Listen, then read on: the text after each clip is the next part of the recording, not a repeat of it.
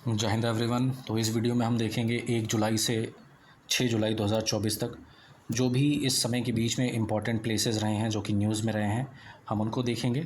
तो वीडियो को शुरू करते हैं। सबसे पहला है श्योक रिवर न्यूज़ में रही है। ठीक है, श्योक रिवर है कहाँ पे? ये लद्दाख में मिलेगी आपको। न्यूज़ में क्यों रही है? क्योंकि एक बहुत ही दुखद घटना हुई वहाँ पे। 5 इंडियन आर्मी के सोल्जर्स थे जो कि टैंक में थे, और वो टैंक जो है इस नदी में डूब गया। ठीक है, जिससे पांचों सोल्जर्स का देहांत हो गया। इस वजह से श्योक रिवर जो है वो न्यूज़ में रही है। लद्दाख में ये नदी पाई जाती है। अगर इस रिवर की बात करें तो ये right hand tributary of Indus, जो इंडस नदी है उसका उसको राइट साइड से इसको ज्वाइन करती है।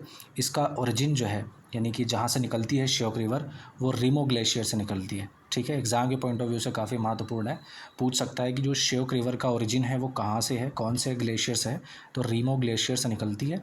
इंडस की राइट ट्रिब्यूटरी है। राइट, इसको अगर हम मैप में देखेंगे तो कुछ यहाँ पे हमें मिलेगा। ये लेह का इस वाले रीजन का मैप है। ठीक है, और अगर हम पर्टिकुलरली बात करें तो ये वाली जो रिवर है ना, ये है श्योक रिवर। ठीक है, ये श्योक रिवर है, और इसमें ये हिस्सा है ना श्योक रिवर का, और इसमें आकर के नुब्रा जो रिवर है, ठीक है, नुब्रा वैली से निकलती है नुब्रा रिवर, वो भी इसमें आकर के ज्वाइन होती है। ठीक है, तो ये इम्पॉर्टेंट प्लेस है, आप ध्यान में रखिएगा। कहाँ पे पाई जाती है श्योक रिवर? लेह में।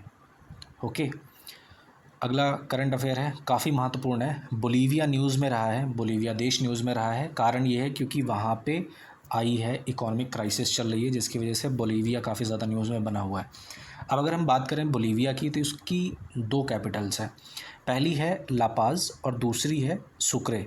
ठीक है, इसमें यहाँ पे मैं अगर मेंशन करूँ तो पहली है लापाज, जो कि इसकी एडमिनिस्ट्रेटिव कैपिटल है, और सुक्रे जो है वो इसकी कॉन्स्टिट्यूशनल कैपिटल है। राइट, अगर बात करें इसकी बोलीविया के बारे में, तो ये सदर्न हेमिस्फेयर में लार्जेस्ट लैंड लॉक्ड कंट्री है। ठीक है, सबसे बड़ी लैंड लॉक्ड कंट्री है।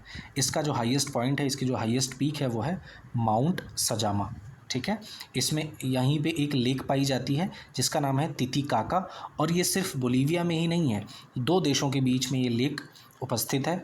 कुछ हिस्सा इसका आता है बोलीविया में और कुछ हिस्सा आता है पेरू में। ठीक है, अगर इस झील की बात करें तितिकाका की, तो this lake is second largest lake in south America.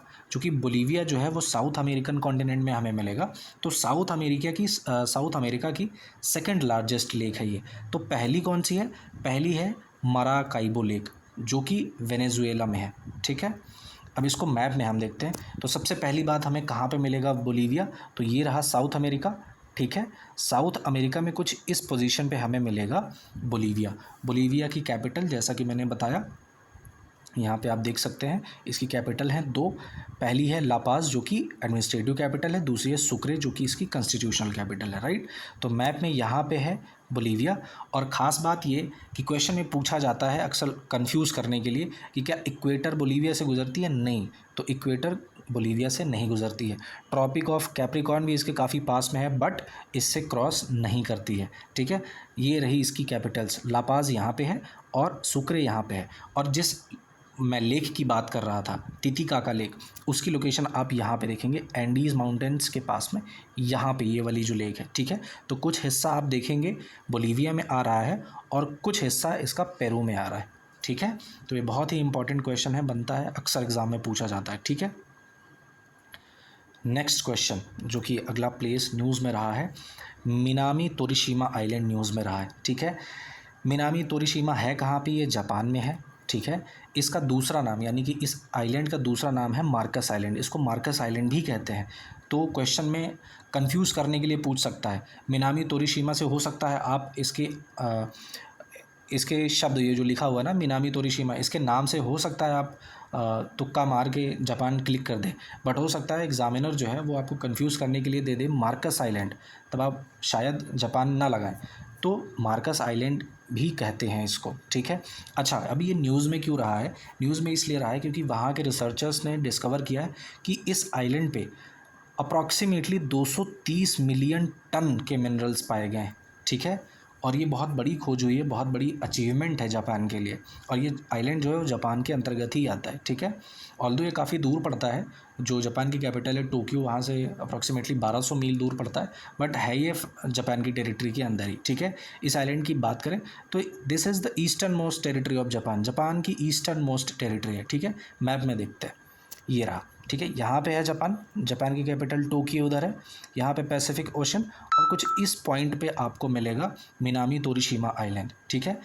अगर बात करें जापान की तो इसको कैपिटल एज आई से टोक्यो, तो इसके कुछ इंपॉर्टेंट आइलैंड्स हैं, ठीक है। तो मेनली ये 4 आइलैंड से मिलके बना हुआ है जापान। कौन कौन से?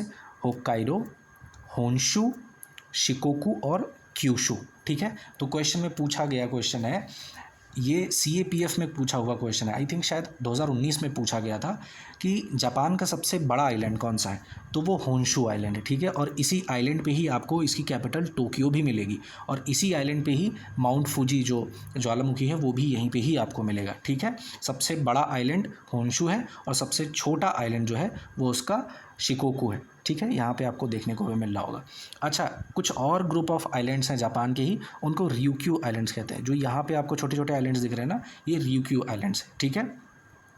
सी ऑफ जापान यहाँ पे मिलेगा, कुछ नॉर्दर्न साइड में सी ऑफ ओखोत्स मिलेगा आपको, और यहाँ पे मिलेगा आपको पैसिफिक ओशन, राइट। अगला क्वेश्चन है, अगला प्लेस जो कि न्यूज़ में रहा है, डेमोक्रेटिक रिपब्लिक ऑफ कॉन्गो, ये न्यूज़ में रहा है, कॉन्गो देश न्यूज़ में रहा है, इसकी कैपिटल है किनशासा, ठीक है। न्यूज़ में क्यों रहा है? क्योंकि यहाँ पे पहली सेक्रेटरी लेवल मीटिंग हुई है, किसके बीच में? जो इंडिया और डेमोक्रेटिक रिपब्लिक ऑफ कॉन्गो, यानी इंडिया और कॉन्गो के जो डिफेंस मिनिस्ट्रीज़ हैं उनके बीच में पहली सेक्रेटरी लेवल की मीटिंग हुई है, जिसकी वजह से कॉन्गो न्यूज़ में है। अब अगर हम बात करें कॉन्गो की, तो ये अफ्रीका का दूसरा सबसे बड़ा देश है, ठीक है। अफ्रीकन कॉन्टिनेंट में दूसरा सबसे बड़ा देश है, पहला कौन सा है? अल्जीरिया है, ठीक है, ध्यान में रखिएगा। इसकी मैरीटाइम बाउंड्री की बात करें, यानी कि समुद्री सीमा, तो वो अटलांटिक ओशन से मिलती है। इसकी जो मेजर रिवर है वो है कॉन्गो, इसी के नाम पे ही है, ठीक है। और ये सेकंड लॉन्गेस्ट रिवर है, पहली कौन से है पूरे विश्व में? नाइल है, तो दूसरे नंबर पे जो सेकंड लॉन्गेस्ट रिवर है वो है कॉन्गो। मिनरल्स की बात करें तो पूरे विश्व के प्रोडक्शन, जो कोबाल्ट का प्रोडक्शन है, पूरे विश्व का 70% प्रोडक्शन अकेले कॉन्गो में ही होता है, राइट। अब इसको मैप में देखते हैं, कॉन्गो कहाँ पे मिलेगा? ये रहा अफ्रीकन कॉन्टिनेंट, और अफ्रीकन कॉन्टिनेंट में कुछ इस प्लेस पे हमें मिलेगा कॉन्गो, और कुछ ये छोटी सी जो बाउंड्री है ये अटलांटिक ओशन से मिलती है, ठीक है। तो एक बहुत ही इम्पॉर्टेंट पॉइंट कि यहाँ से 0 डिग्री यानी इक्वेटर कॉन्गो से पास करती है, ये आपको ईजिली विजिबल है, ठीक है। इसकी जो कैपिटल है ये आपको यहाँ पे मिलेगी, है ना, सॉरी किनशासा, ठीक है। किनशासा कैपिटल इसकी यहाँ पे मिलेगी आपको, ठीक है, कॉन्गो की। और जो इम्पोर्टेंट पॉइंट्स जैसे कॉन्गो रिवर जो है वो देखिए आप इसकी बाउंड्री भी बनाते हुए कुछ इस जगह से आकर की ये अटलांटिक ओशन में गिरती है। तो ये थे आज के इम्पॉर्टेंट, आज यानी कि इस पूरे हफ्ते 1 जुलाई से 6 जुलाई के बीच में जितने भी इम्पॉर्टेंट प्लेसेस थे हमने उनको डिस्कस किया। आगे यानी अगली वीडियो में हम डिस्कस करेंगे 7 जुलाई से, यानी कि अभी जो पिछला हफ्ता है, इस पूरे हफ्ते जितने भी इंपॉर्टेंट प्लेसेस रहे हैं हम उनको डिस्कस करेंगे अगली वीडियो में। आई होप आपको वीडियो पसंद आया होगा और पॉइंट्स और फैक्ट्स आपको समझ में आए होंगे। मिलते हैं नेक्स्ट वीडियो में, टिल देन टेक केयर, जय हिंद।